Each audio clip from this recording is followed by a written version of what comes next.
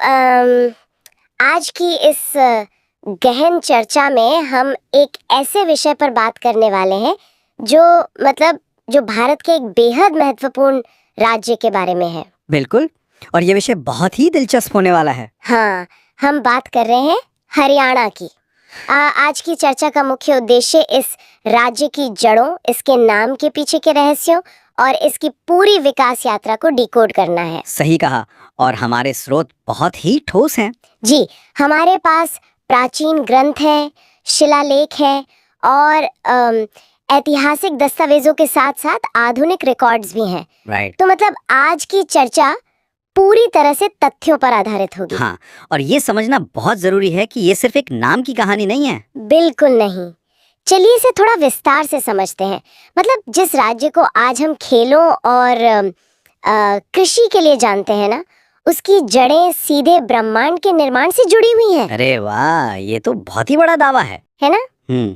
अगर हम पौराणिक मान्यताओं को देखें तो ऐसा माना जाता है कि भगवान विष्णु के नाभि कमल से ब्रह्मा जी प्रकट हुए थे। ये तो हमने कहानियों में सुना है। हाँ, और सबसे दिलचस्प बात ये है कि ब्रह्मा जी ने यहीं से, मतलब इसी क्षेत्र से सृष्टि की रचना आरंभ की थी। अच्छा, यानी इसी जगह से? बिल्कुल, इसीलिए इस क्षेत्र को आदि सृष्टि का उद्गम स्थल भी माना जाता है। ये वाकई में बहुत ही मैं कहूँगा बहुत ही गहरा दृष्टिकोण है। ये सिर्फ एक भौगोलिक बात नहीं है, बल्कि ये दिखाता है कि प्राचीन काल में इस जगह का कितना बड़ा आध्यात्मिक महत्व था। हाँ, एकदम सही बात है। इसी वजह से प्राचीन काल में इसे कई पवित्र नाम दिए गए थे, जैसे ब्रह्मावर्त, आर्यावर्त और ब्रह्मर्षि प्रदेश। नाम से ही पता चलता है कि ये ब्रह्मा जी से जुड़े हैं। बिल्कुल, इसे ब्रह्मा की उत्तर वेदी भी कहा जाता था। जब किसी जगह को सीधे रचयिता से जोड़ दिया जाए तो वो सिर्फ जमीन का टुकड़ा नहीं रह जाता। सही बात है। मतलब अगर मैं इसे आज की भाषा में कहूँ तो ये स्थान पौराणिक दृष्टिकोण से मानव सभ्यता का एक स्टार्टअप इंक्यूबेटर था। स्टार्टअप इंक्यूबेटर, हाँ, ये उपमा बहुत सटीक है ना? जी। जहाँ से सब कुछ शुरू हुआ। लेकिन बात सिर्फ कहानियों की नहीं है।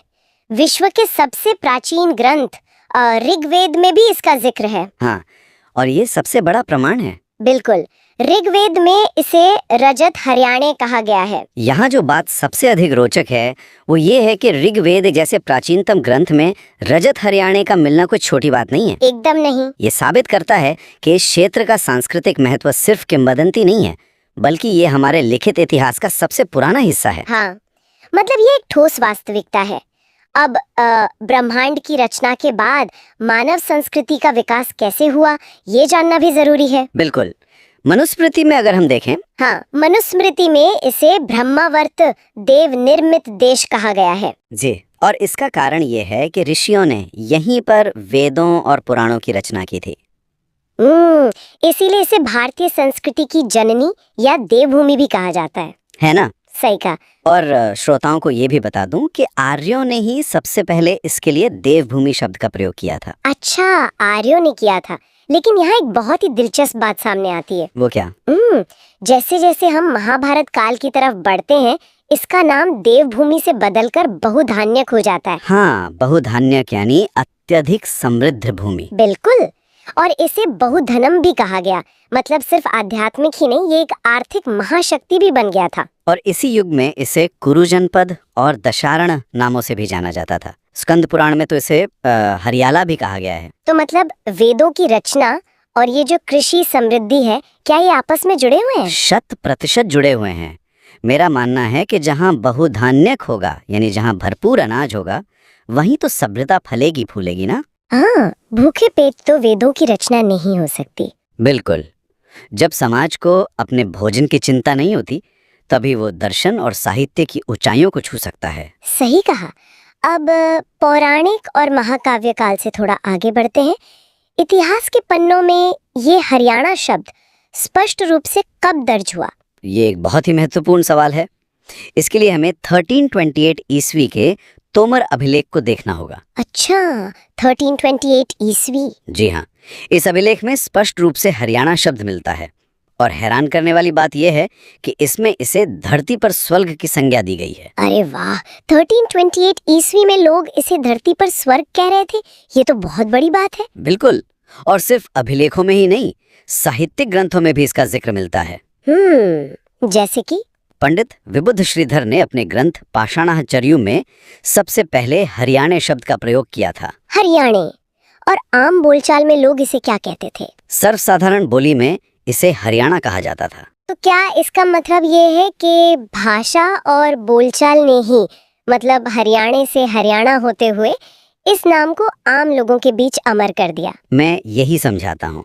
देखिए, अभिलेखों में और साहित्यिक ग्रंथों में एक ही नाम का मिलना ये दर्शाता है कि ये नाम सत्ता और आम जनता दोनों के द्वारा पूरी तरह से स्वीकार कर लिया गया था। मतलब ये सिर्फ कागजों तक सीमित नहीं था। एकदम सही, ये लोगों की जुबान पर था। लेकिन जब कोई क्षेत्र इतना पुराना हो तो जाहिर है कि अलग अलग विद्वानों ने उसके नाम की अलग अलग व्याख्या की होगी, है ना? बिल्कुल, एक नाम और कई व्याख्याएं, यही तो इतिहास की खूबसूरती है। तो कुछ मुख्य विद्वानों के दृष्टिकोण क्या है? अगर हम पुष्पदंत की बात करें तो उन्होंने अपने महापुराण में इसे हरियाणु कहा है। हरियाणु। और महाकवि बाणभट्ट ने हर्षचरित में इसे श्रीकंठ जनपद नाम दिया। अच्छा। और मैंने पढ़ा है कि रोहतक के एक शिलालेख में इसे हरियंक भी कहा गया है। जी। और आधुनिक विद्वानों में डॉक्टर HR गुप्ता ने इसे आर्याना कहा है, जिसका मतलब है आर्यों का घर। प्रोफेसर अविनाश चंद्र दास भी शायद यही मानते हैं ना? हाँ, वो भी मानते हैं कि ये आर्यों का प्रमुख निवास स्थान था। और राहुल सांकृत्यायन ने भी तो कोई नाम दिया था। हाँ, उन्होंने इसे हरिधान्या कहा। डॉक्टर बुद्ध प्रकाश ने इसे अभिरायणा और यदुनाथ सरकार ने हरियाल या हरियाला नाम दिया। इतने सारे नाम, मतलब हर विद्वान ने अपनी अपनी समझ से इसका नामकरण किया है। बिल्कुल। लेकिन यहाँ मेरे दिमाग में एक बहुत तीखा सवाल आ रहा है। पूछिए। एक तरफ हम बात कर रहे हैं कि ये धरती पर स्वर्ग है, देवभूमि है, हरियाली का प्रतीक है। हाँ। लेकिन महाराजा कृष्ण ने इसे हरना या हवम कहा था, जिसका मतलब लूटपाट होता है। तो एक देवभूमि को लूटपाट से क्यों जोड़ा गया? ये तो बहुत बड़ा विरोधाभास है। ये बहुत ही तार्किक सवाल है। अगर हम इसे व्यापक संदर्भ में देखें तो इतिहास में ये क्षेत्र सामरिक दृष्टि से बहुत महत्वपूर्ण रहा है। रणनीतिक जगह थी मतलब? बिल्कुल। ये उत्तर भारत का प्रवेश द्वार था। कोई भी बाहरी आक्रमणकारी आता था तो उसे यहीं से गुजरना पड़ता था। ओहो, मतलब दिल्ली पहुंचने का रास्ता यहीं से था? जी। और क्योंकि ये क्षेत्र बहुधनम था, बहुत समृद्ध था, तो जाहिर सी बात है आक्रमणकारी इसे लूटते होंगे। एकदम सही पकड़ा आपने।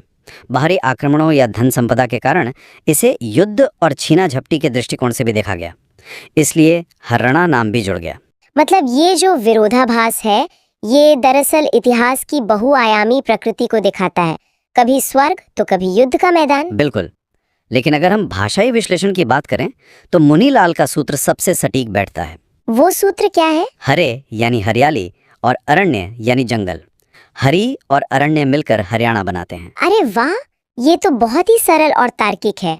और शायद इसीलिए इंपीरियल गजेटियर में भी यही लिखा है कि हरियाली के कारण इसका नाम हरियाणा पड़ा। हाँ, ये स्पष्टीकरण भूगोल के एकदम अनुकूल लगता है। बिल्कुल।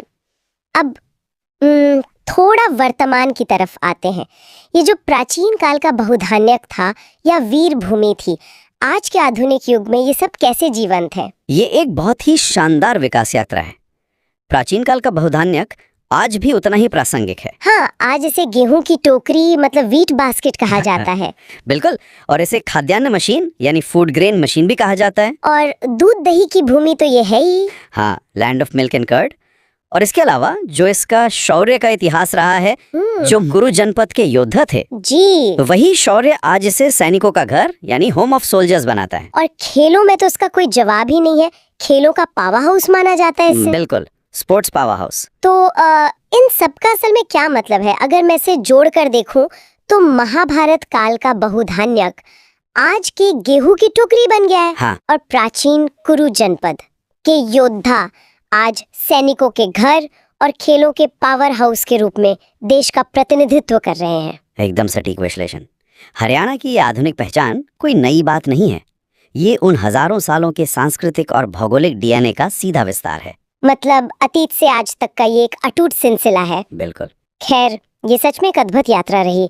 मतलब भगवान विष्णु के नाभि कमल की पौराणिक कथा से हमारी चर्चा शुरू हुई। जी। फिर हम ऋग्वेद के श्लोकों और तोमर अभिलेखों से गुजरे और आधुनिक भारत की खाद्यान्न मशीन और स्पोर्ट्स पावर हाउस तक आ पहुंचे। ये विकास यात्रा वाकई बेमिसाल है। लेकिन ये एक महत्वपूर्ण प्रश्न भी खड़ा करता है। वो क्या? सुनने वालों के लिए सोचने की बात है, कैसे एक ही मिट्टी में ये खूबी हो सकती है कि वो एक ही समय में उच्चतम आध्यात्मिक ज्ञान मतलब वेदों की रचना को जन्म दे और साथ ही पसीने और शौर्य से जुड़े क्षेत्रों में भी आगे रहें। बिल्कुल, ऋषि, सेना और खेल इन सभी में सर्वोच्च शिखर पर रहे। क्या किसी भूमि का भूगोल वास्तव में उसके लोगों की रगों में हजारों सालों तक बह सकता है? ये वाकई सोचने पे मजबूर कर देने वाला सवाल है। एक ही जमीन से वेद भी निकले और पदक भी। इसी विचार के साथ आज की इस गहन चर्चा को हम यहीं विराम देते हैं। सुनने के लिए बहुत बहुत धन्यवाद।